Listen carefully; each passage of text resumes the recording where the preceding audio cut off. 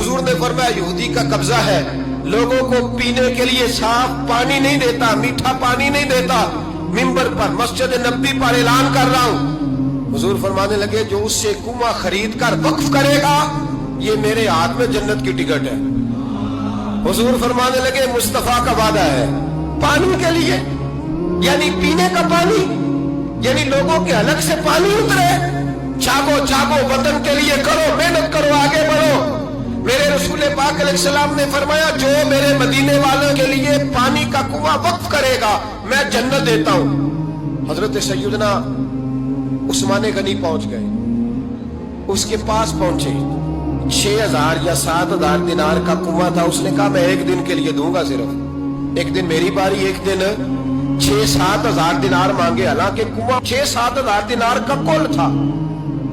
मस्जिद के लिए जमीन की बात नहीं हो रही, मदरसे के लिए जमीन की बात नहीं हो रही, कुएं के लिए पीने का पानी लोगों को मुहैया करना है, आम आवाम को। और उस वक्त सिर्फ बात भी मुसलमानों की नहीं, यहूदी भी पिएंगे, दीगर लोग भी पानी पिएंगे। मेरे नबी पाक अलैहिस्सलाम के गुलाम ने कहा कुआं दे दे। कुल कुआं सारा 6-7 हजार दिनार का था। कहने लगा मैंने नहीं देना। जनाब उस्मान बैठ गए, फरमाया तू बात कर कितने का देगा।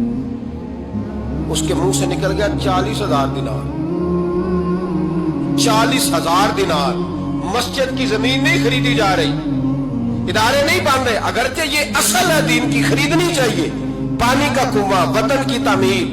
जनाब उस्मान गनी रज़ी अल्लाह ताला ने फरमाने लगे तूने अपनी औकात के मुताबिक पैसे मांगे, वरना मैं तो 60,000 दिनार लेके आया था।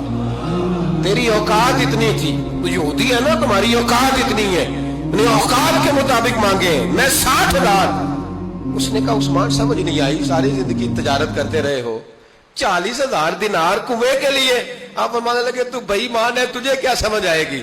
अगर किसी को 40,000 की जन्नत की टिकट मिले और मिले भी नबी पाक के दस्ते मुबारक से, फरमाया ये है अर्ज़े जन्नत, ये तैबा की ज़मीं है, जन्नत भी यही, मालिक जन्नत भी यही है।